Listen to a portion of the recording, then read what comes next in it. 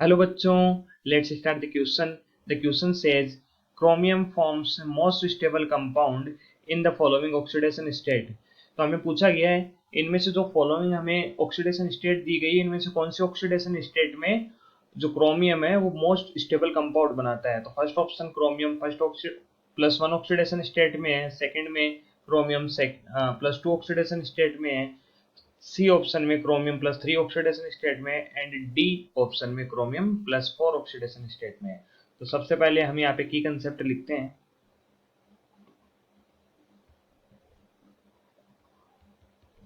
ठीक है, तो की कंसेप्ट में हम लिखते हैं क्रोमियम हैज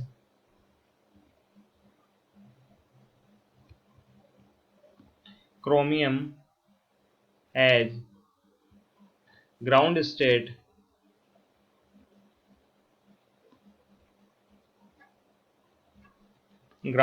इलेक्ट्रॉनिक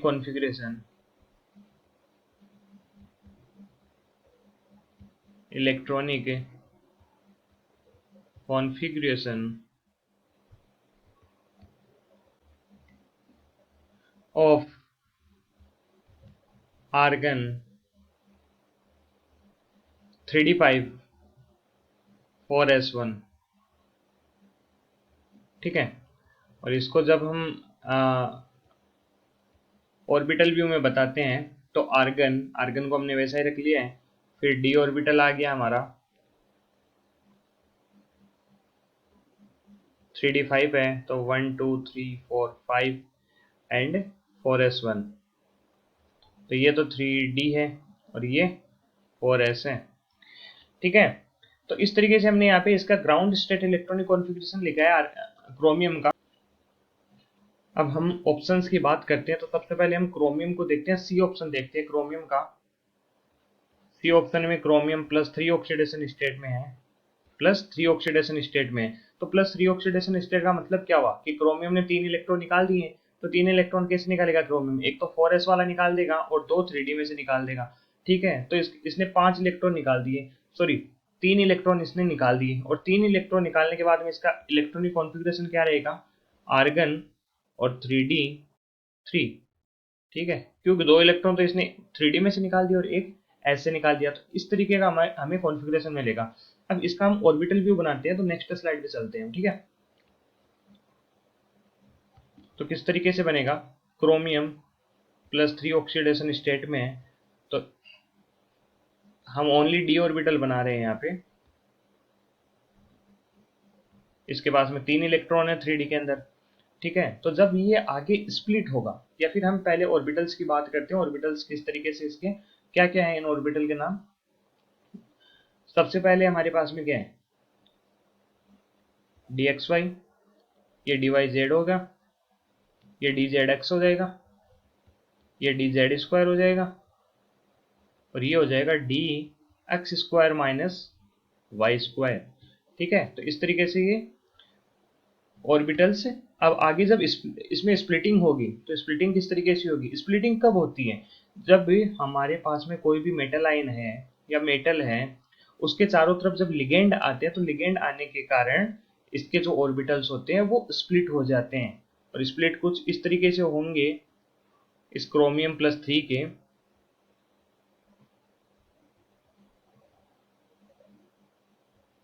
ये तो T2G एक तो, और एक EG में। ठीक है, ये तो होता है T2G ऑर्बिटल्स और ये होते हैं EG ऑर्बिटल्स। अब जब हम यहाँ पे देखते हैं तो ये हो गया हमारा बेरी सेंटर, दोनों के बीच में से जो ऑर्बिटल्स स्प्लिट हुए हैं उनके बीच में से जो बीच का सेंटर होता है उसे हम बोलते हैं बेरी सेंटर।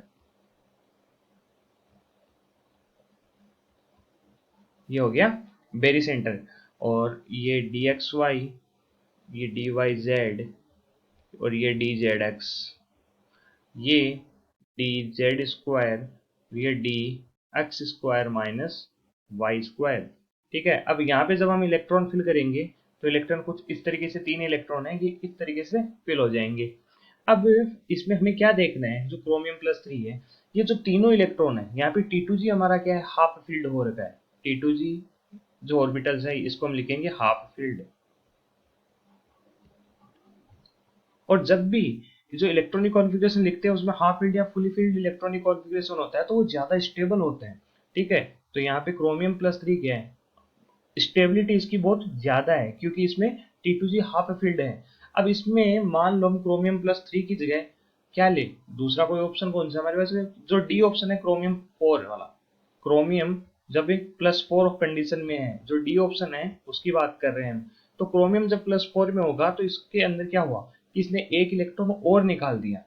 भाई क्रोमियम प्लस 3 में तो क्या हुआ था, एक s का इलेक्ट्रॉन निकला था और दो किससे निकले थे, d से निकले थे। इस बार क्या होगा, जो ये इलेक्ट्रॉन ये भी निकल जाएगा तो ये 3d2 बन जाएगा।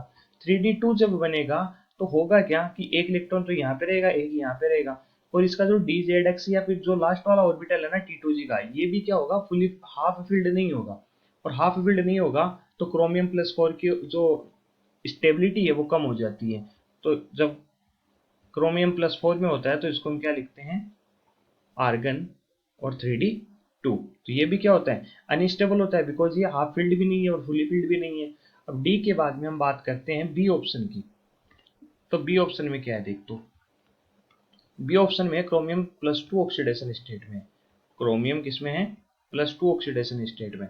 तो +2 ऑक्सीडेशन स्टेट होगी तो आर्गन, और इधर क्या हो जाएगा 3d4। तो 3d4 जब होगा तो ऐसी कंडीशन में होगा क्या कि 3 इलेक्ट्रॉन तो इनमें फिल हो जाएंगे dxy dyz dzx में, और जो एक इलेक्ट्रॉन है वो इजी ऑर्बिटल में चला जाएगा, कोई से में भी, दोनों में से किसी में भी जा सकता है। ठीक है, इसका मतलब इसका जो इजी ऑर्बिटल है वो हाफ फील्ड नहीं होगा, ठीक है, और नहीं फुली फील्ड होगा। ठीक है, तो ऐसी कंडीशन में यहाँ पे इसकी स्टेबिलिटी कम हो जाती है। और दूसरा रीजन हम ये भी बता सकते हैं कि जब भी हम यहाँ पे एनर्जी लिखते हैं इनकी, तो देखो T2G की एनर्जी कम होती है, जो न्यूक्लियस के पास में होता है उसकी एनर्जी कम होती है। मान लो ये हमारा क्या है, न्यूक्लियस है, जो भी हमने क्रोमियम +3 यहाँ पे आयन ले रखा है, इसका न्यूक्लियस है। तो न्यूक्लियस से देखो T2G की दूरी तो कितनी है, इतनी सी है, और जो Eg है उसकी एनर्जी आप देख सकते हो कितनी ज्यादा है न्यूक्लियस से। तो आप देख सकते हो कि जब हम क्रोमियम +2 ऑक्सीडेशन स्टेट में होता है उस टाइम बात करते हैं, तो जो चौथा इलेक्ट्रॉन है वो इजी ऑर्बिटल में चला जाएगा, और इजी ऑर्बिटल में उस एक इलेक्ट्रॉन के जाने से उसकी न्यूक्लियस से दूरी बहुत ज्यादा हो जाएगी, और न्यूक्लियस से दूरी बहुत ज्यादा हो जाने के कारण वो आसानी से यहाँ से बाहर भी जा सकता है, या फिर हम बोल सकते हैं कि वो अनस्टेबिलिटी की तरफ जाता है। और इसलिए हम बोलते हैं कि क्रोमियम +2 ऑक्सीडेशन स्टेट में इतना ज्यादा स्टेबल नहीं होता है जितना क्रोमियम +3 होता है। अब हम बात करते हैं ए ऑप्शन की, जिसमें क्रोमियम +1 ऑक्सीडेशन स्टेट में है, तो इसको हम लिखेंगे आर्गन। 1 ऑक्सीडेशन स्टेट में है तो ये हो जाएगा 3d5। अब भाई इसमें भी हमारे पास में 5 इलेक्ट्रॉन है, तो इन 5 इलेक्ट्रॉन को हम किस तरीके से फिल करेंगे, उसको हम नेक्स्ट स्लाइड पे देखते हैं। क्रोमियम +1 ऑक्सीडेशन स्टेट में क्या होता है, तो इसके पास में 5 इलेक्ट्रॉन थे पहले, 1 2 3 4 5। अब जब ये स्प्लिट हुए dx T2G और Eg में, तो किस तरीके से हुई, ये मान लो इनका T2G है और ये इसका Eg है, ये Eg और ये T2G, dxy dyz और dzx, ये हो जाएगा d z² और ये हो जाएगा d x² माइनस y²। अब जब हम यहाँ पे इलेक्ट्रॉन फिल करेंगे तो कुछ इस तरीके से फिल होंगे यहाँ पे इलेक्ट्रॉन। तो हम यहाँ पे देख सकते हैं कि यहाँ पे भी T2G और Eg क्या है, हाफ फील्ड है, तो इसका मतलब स्टेबिलिटी तो इसकी भी ज्यादा होनी चाहिए थी। लेकिन क्रोमियम +1 और +3 दोनों की अगर हम बात करें, तो क्रोमियम +3 में क्या हो रहा था, यहाँ पे आप देख सकते हो कि इलेक्ट्रॉन ओनली T2G में है और हाफ फील्ड है। तो ये T2 जितने भी इलेक्ट्रॉन है क्रोमियम +3 के पास में, वो न्यूक्लियस के पास में है बिल्कुल, तो इसका फोर्स ऑफ अट्रैक्शन है इलेक्ट्रॉन्स के साथ में न्यूक्लियस का, वो बहुत अच्छा है, तो यहाँ पे ज्यादा स्टेबिलिटी है। लेकिन जब हम बात करते हैं क्रोमियम +1 की, तो क्रोमियम +1 में क्या होता है कि दो इलेक्ट्रॉन Eg में भी तो है, और इन Eg में इलेक्ट्रॉन के होने के कारण इनकी न्यूक्लियस से दूरी ज्यादा हो जाती है, जिसके कारण जो क्रोमियम +1 है वो क्रोमियम +3 की तुलना में कम स्टेबल होता है। तो यहाँ पे हम लिख सकते हैं D3 electronic configuration, D3 electronic configuration, जो क्या है D3 इलेक्ट्रॉनिक कॉन्फ़िगरेशन में हो क्या रहा था, +3 ऑक्सीडेशन स्टेट में थी क्रोमियम, ठीक है, of chromium is more stable than more stable than D5।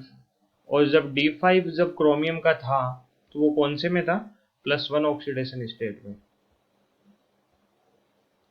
Of chromium.